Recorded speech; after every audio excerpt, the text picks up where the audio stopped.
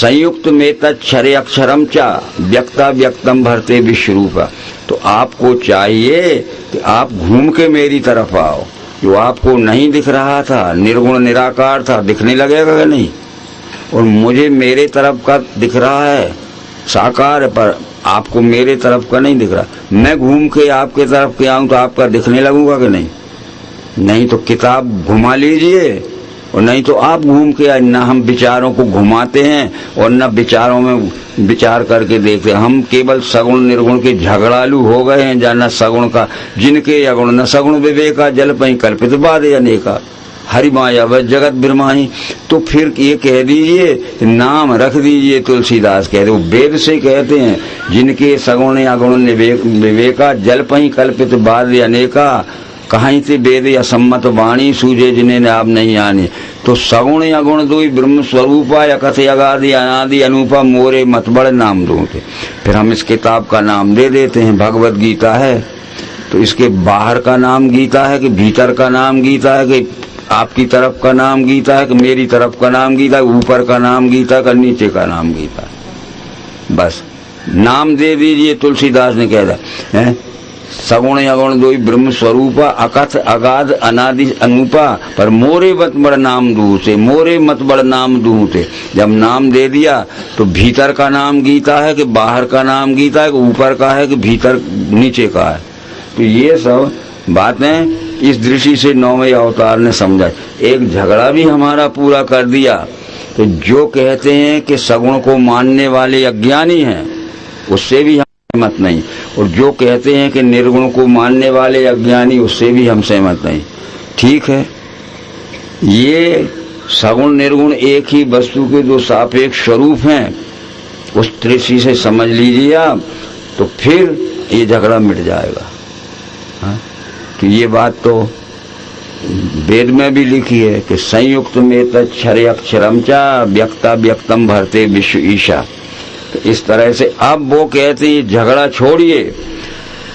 जो कहते हैं कि सगुण को मानने वाले अज्ञानी हैं, जो कहते हैं निर्गुण को मानने वाले अज्ञानी हैं, पर उस समय के अवतार के कोटि के पुरुषों ने जो समझाया था वो ज्ञान हम भूल गए। तो वो सगुण के मानने वाले खूब प्रतिमाएं पूजते हैं घर में, और वो निर्गुण को मानने वाले प्रतिमाओं को तोड़ते हैं, फेंकते हैं। यही हो रहा है। तो वो कहते हैं कि आज से पहले जो आदर्श पुरुष हो गए हैं वो आज हमारे बीच में नहीं है। त्रेता में श्री रामचंद्र जी हो गए, सतयुग में हो गए, और भी मत्स्यकश्यप और द्वापर में श्री कृष्णचंद्र जी हमारे बीच में नहीं है।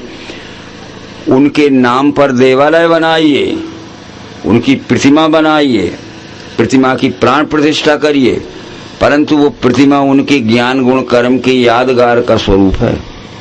उनकी प्रतिमा रखिए, उस प्रतिमा को देखकर उनका ज्ञान क्या है, गुण क्या था, कर्म क्या था, ये संस्कार लाओ इसमें। वो बोल थोड़ी सके। उन्होंने जो ज्ञान दिया था उनकी आज प्रतिमा बनाओ, और प्रतिमा इसलिए बना के हमने रखी है, उनको देखकर उनके ज्ञान गुण कर्म के संस्कार अपने में लाइए। तो प्रतिमा श्रेष्ठ पुरुषों के ज्ञान गुण कर्म के यादगार का प्रतीक है और इतिहास का संरक्षण। कि त्रेता में इस सकल के अवतार ने हमें ज्ञान और कर्म दिया था। तब तो वो लिखा भी है रामायण में कि रामचरितमानस यह नामा सुनत श्रवणया है विश्रामा। इस ग्रंथ में इसका राम का ज्ञान, राम का गुण और राम का चरित्र लिखा है। तो राम के ज्ञान को समझो, राम के गुण को समझो, और राम के धर्म स्थापना के कर्म को समझो। और रामायण भी रख ली और राम की प्रतिमा भी रख ली और हाथ भी जोड़ लिए। तो इस तरह से आज भी हम कॉलेजों में पढ़ते हैं। साइंस कॉलेज की सबसे बड़ी क्लास MSc होती है, ठीक है। तो MSc के जीवित प्रोफेसर हमें पढ़ाता है, डेमोन्स्ट्रेशन दिखाता है, और हम देखते हैं। वो चला जाए छुट्टी पे, उसकी प्रतिमा रख लेना और कहना सब्जेक्ट पढ़ाओ। हाँ, जो ज्ञान उसने हमें अभी तक दिया है वो आज नहीं है, पर उस ज्ञान को हम अपनी बुद्धि में रख के परीक्षा में बैठ के अपना स्थान लेते हैं। तो वो आज हमारे बीच में नहीं है। उस समय त्रेता में राम ने जो ज्ञान दिया था, द्वापर में कृष्ण ने जो ज्ञान दिया था, उस ज्ञान को, उनके गुण को, उनके कर्म के संस्कार लावें और इतिहास का संरक्षण, कि जैसे हमारे पूर्वजों ने दिया था उस ज्ञान के कारण। तो जानिए आदि में कर्म मुमुख जने आचरे, पुरखों का देख के तैसा स्वकर्म तुम भी करो। पूर्व के समय के जो पूर्व के अवतारों ने जो ज्ञान दिया था वो जीवित नहीं, उनकी प्रतिमा है। उनको देखकर उनके ज्ञान गुण और कर्म के संस्कार लाओ और आचरण करो। ये बात सरल में समझ में आती है कि नहीं हमारे?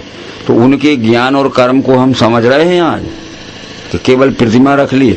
इसलिए प्रतिमा को आप विरोध मत करिए, प्रतिमा रखना पड़ती है, क्योंकि उनकी प्रतिमा को देखकर त्रेता में जिस ज्ञान दिया राम ने, त्रेता में जो कर्म का आचरण किया धर्म स्थानक, प्राण प्रतिष्ठा का भी यही हाल होता है। हमने दिल्ली से या जयपुर से बड़ी बड़ी प्रतिमाएं लाए थे, कल यहाँ रखी थी। हमने देवालय बनाया और बहुत बड़ा समाज बुलाया, लाखों रुपए का खर्च किया खूब, और बड़े बड़े वेद के मंत्र कहे, बड़ी बड़ी पूजा और स्वाहा किया, और फिर जो आज रखी थी वो यहाँ बैठा दी चबूतरे। आ गए प्राण, आ गए प्राण, अच्छे जोर से कहो आ गए कि नहीं। तो गीता में कृष्ण कह रहे हैं कि इमं विवस्ते योगम प्रोक्तवान हम व्ययम विवशवान मनुवे प्राय मनु इक्षिवाको ब्रवीत एवं परंपरा प्राप्त मिमं राजऋषियो विदुषा काले नेह महता योगो नष्टः परंतप। ये सतयुग में ये ज्ञान विवस्वान ने दिया था। सूर्य वंश में उत्पन्न हुए विष्णु भगवान ने, विष्णु भगवान का ये ज्ञान उनके बड़े पुत्र वैवस्वत मनु को मिला, यही ज्ञान दे के गए, और वैवस्वत मनु ने यह ज्ञान अपने पुत्र इक्ष्वाकु को दिया। एवं परंपरा प्राप्त मिमं राजऋषियो विदुषा काले ने महता योगो नष्टा परंत। इक्ष्वाकु ने ये विश्वरूप दर्शन कराने वाले ज्ञान की परंपरा क्या कि जो शिक्षालय खोले हैं, पहले ये परमात्मा की पहचान कराओ तब बेईमान कोई नहीं होगा, विश्वरूप की पहचान कराओगे तब बेईमान कोई नहीं, और विश्वरूप की पहचान नहीं होगी तो फिर विश्व के साथ में करेंगे छल कपट पाखंड बेईमानी और लेंगे राम का नाम का, कृष्ण का नाम, परमात्मा का नाम। तो एवं परंपरा प्राप्त एवं राजऋषियो विदुषा काले नेह महता योगो नष्टा परंतु ज्ञान योग नष्ट हो गया। तो इसी ज्ञान को देने के लिए रामचंद्र ने कहा फिर मैं आया हूँ। रामचंद्र जी ने हजारों वर्ष तक ये ज्ञान चलाया, और रामचंद्र जी के जाने के बाद ये ज्ञान फिर मर गया यानी नष्ट हो गया। तो कृष्ण क्या कहते हैं ज्ञान कर्म संन्यास योग नाम के 4थे अध्याय में कि वही ये पुराना ज्ञान मैंने आज तुझे कहा। सतयुग में जो विवस्वान ने दिया था, त्रेता में जो राम ने दिया था, और वही ज्ञान देने के लिए आया हूँ अर्जुन, कुछ नई बात नहीं। सएवायम मयाति यदि योगा प्रोग, वही ये पुराना ज्ञान मैंने आज तुझे कहा क्योंकि भक्त है तू सका। तो मैं सतयुग में जो विश्वरूप दर्शन कराने वाला ज्ञान विवस्वान के पास था, उनने अपने पुत्र वैवस्वत मनु को दिया, उनने अपने पुत्र इक्ष्वाकु को दिया। इक्ष्वाकु ये रामचंद्र जी का भी 8-10 पहले पीढ़ी पूर्व का पुरखा है। इसने इसका किया कि समस्त शिक्षालयों में, स्कूलों में इस ज्ञान को पहुंचा दिया। तब फिर उस समय सदाचार हजारों वर्ष तक चला और वो ज्ञान फिर भूल गए। तो क्या पढ़ा है हमने गीता में? गीता के ज्ञान कर्म संन्यासियों के 4थे अध्याय के 4थे श्लोक में कृष्ण कहते हैं कि जो सतयुग में विवस्वान के पास था, त्रेता में राम के पास था, वो ज्ञान फिर नष्ट हो गया। तो उसी ज्ञान को देने के लिए अर्जुन मैं आया हूँ, वही ये पुराना ज्ञान मैंने आज तुझे कहा, भक्त है तू सखा मेरा से। तो वो इसलिए उनकी प्रतिमा रख लीजिए। ये त्रेता में राम ने उनके ज्ञान क्या थे, गुण क्या था, कर्म था, उनके ज्ञान गुण कर्म के संस्कार लाइए। वो शकल देख के वो बताएगी नहीं, पर वो इतिहास लिखा है, इतिहास का संरक्षण है कि राम ने क्या ज्ञान दिया था, कृष्ण ने क्या ज्ञान दिया था, इतिहास में देख लो। तो यही ज्ञान तो दिया था। अब थोड़े में यह कहना चाहते हैं कि कृष्ण ने भागवत में बार बार ये बात कहा है। ये कपिल जी ने अपनी माता को देव बार बार ये बात समझाई है। कृष्ण जी जब शत्रुओं के डर से, जरासंध आदि के डर से भागे, मथुरा से द्वारका जा रहे थे, अपने प्रिय मित्र उद्धव को बुलाया। उनने कि उद्धव, मेरी और तुम्हारी उम्र बहुत लंबी हो गई है, अब मैं द्वारका यहाँ मथुरा में बचने की कोई संभावना नहीं है, ये जरासंध मुझे मार डालेगा। तो अब मैं प्रिय मथुरा भूमि, प्रिय मथुरा छोड़ के अब जा रहा हूँ जन्मभूमि द्वारका। पर वहाँ जहाँ 11वें स्कंद में पूरा कृष्ण का उद्धव का संवाद है, आत्मैव सत्यम तत्सृजते सृजति प्रभु त्रायते त्राति विश्वात्मा हृते हरिस्व। आत्मैव तदिदम विश्वम, 11वें स्कंद में आत्मैव तदिदम विश्व, आत्मा एव इदम विश्वम तत्सृजते सृजति प्रभु त्रायते त्राति विश्वात्मा। ये विश्व रूप का नाम परमात्मा है। यह सारी सृष्टि इसमें उत्पन्न होती है, झाड़ पेड़ से घास से लेके मनुष्य तक, और सारी सृष्टि इसमें रहती है। अंत में सारी सृष्टि इसमें सब कुछ मिल जाते है। तो इस तरह से विश्वरूप परमात्मा को मत भूलना। और मैं जा रहा हूँ अब द्वारका। अब मेरी और तुम्हारी उम्र ज़्यादा हो गई है, और ये निश्चित है कि हो सकता है कि जिंदगी में हमारा दोनों का फिर जीवित में मिलना न हो।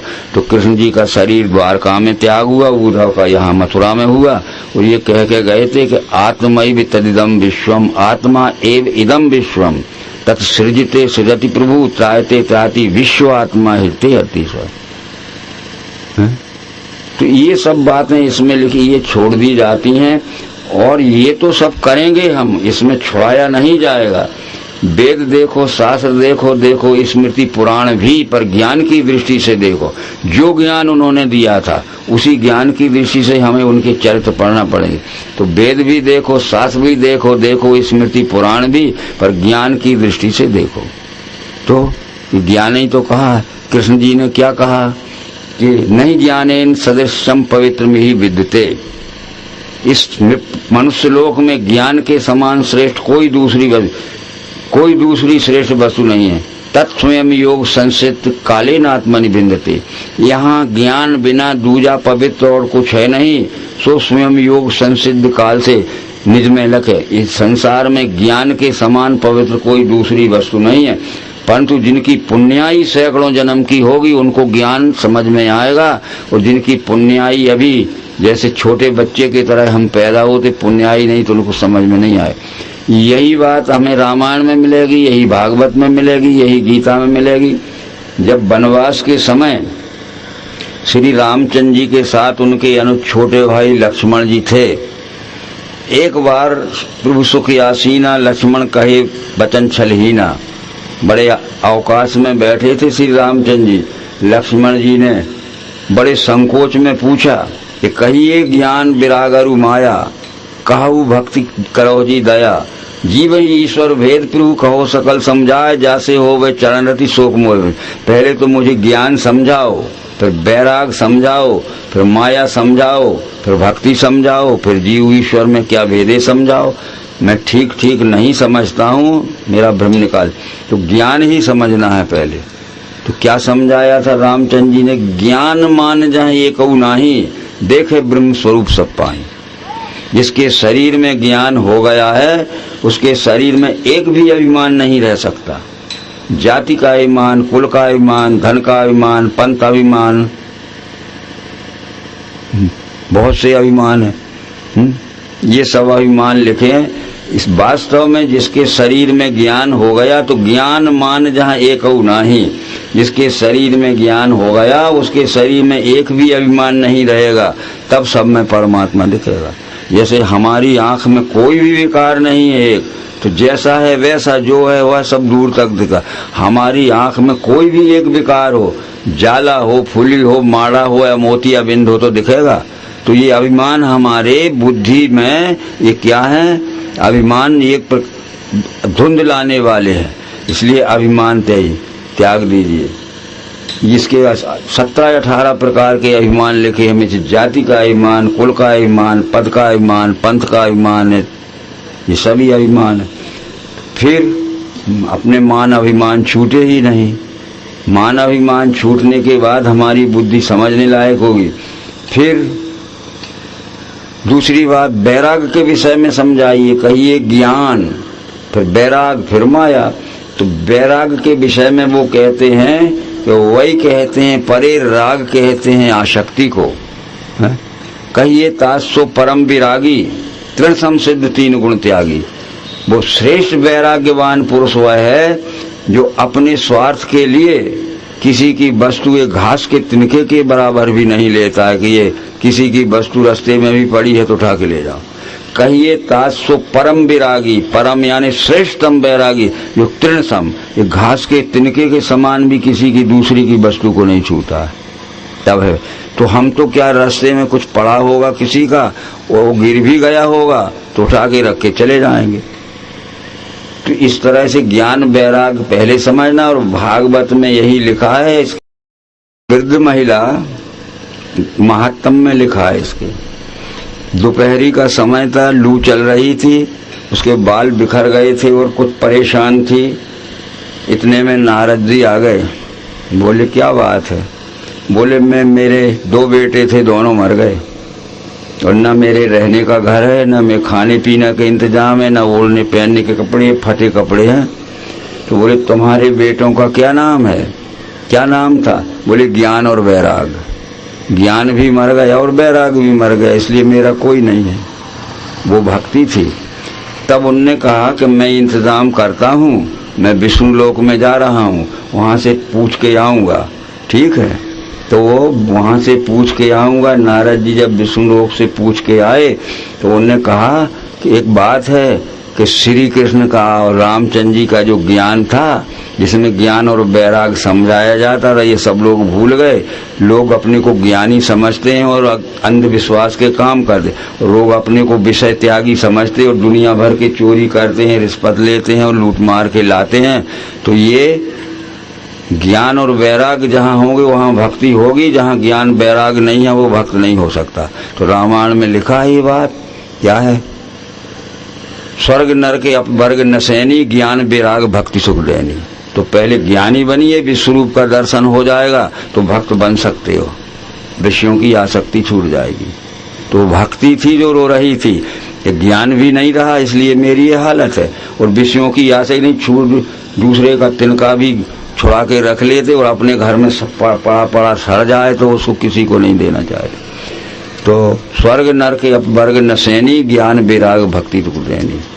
यदि मोक्ष में जाना है तो ज्ञान और वैराग पहले प्राप्त करो, नहीं तो वो नसैनी है ऊपर चढ़ने की, उसकी 7 सीढ़ियां लगी होंगी। और फिर जो अपन 7 वो लगाते हैं, एक एक दिन फट फट फूटेगा, वो धुंधकारी का और गौकर्ण का, वो बात तो यहाँ नहीं है। 7वीं श्रेणी में जाना पड़ेगा। तस् सप्तधा प्रांत भूमि प्रज्ञा। हमारी पहले पशु बुद्धि होती है, पशुओं में से आते हैं नहीं। इसके बाद मनुष्य बुद्धि होती है, इसके बाद नर बुद्धि होगी, तब ज्ञान समझने की इच्छा होगी। तो फिर लिखा है नर तन पाए विषय मन देही, पलट सुधा से सदवे। नर सत्व गुण प्रधान और बुद्धि प्रधान मनुष्य को कहते हैं। जो नर नहीं होगा उसको ज्ञान समझ में नहीं आएगा।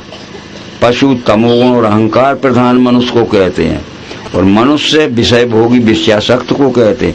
और नर मनुष्य उसे कहते हैं जो सत्व गुण प्रधान होगा और बुद्धि प्रधान होगा, तो नर को ही ज्ञान हो सकता है। बस नर तन पाए विषय मन देही, पलट सुधार।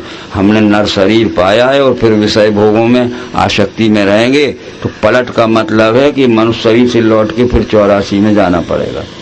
तो अपना समय हो गया है। बीच बीच में आप नोट भी करते रहना, जहाँ समझ में ना आएगा उसकी शंका समाधान भी हम भागवत से करेंगे, और जिसने गीता पढ़ी हो गीता से करेंगे, जिसने रामायण पढ़ी हो राम से। यहाँ समाप्त करते हैं। तो 4 अवतार, युग में 10 अवतार होते हैं, कल युग में 9वें अवतार का नंबर नर्मदा किनारे है। बस ठीक है। शिनानाथ जन्म सहस्रेषु, तो हमने समझ लिया कि पानी में डूबे आएंगे तो हमारे पाप धुल जाएंगे। नहीं, ये तो शब्द ज्ञान का अर्थ किया तो अनर्थ हो जाएगा। नर्मदा किनारे से 9वें अवतार का विश्व रूप दर्शन कराने वाला ज्ञान का आविष्कार होगा। उसमें जो सत्संग रूपी स्नान करेगा वो मुक्त होगा। तो विमल ज्ञान जल जब सो नहाई, तब रह राम भक्ति ऊंचाई। तन की शुद्धि के लिए है जैसे स्नान, पर मन की शुद्धि के लिए है वैसे ही ज्ञान, और बुद्धि शुद्धि के लिए है वैसे विज्ञान। बस ओम शांति शांति शांति। विश्व रूप परमात्मा की जय। सनातन धर्म की जय।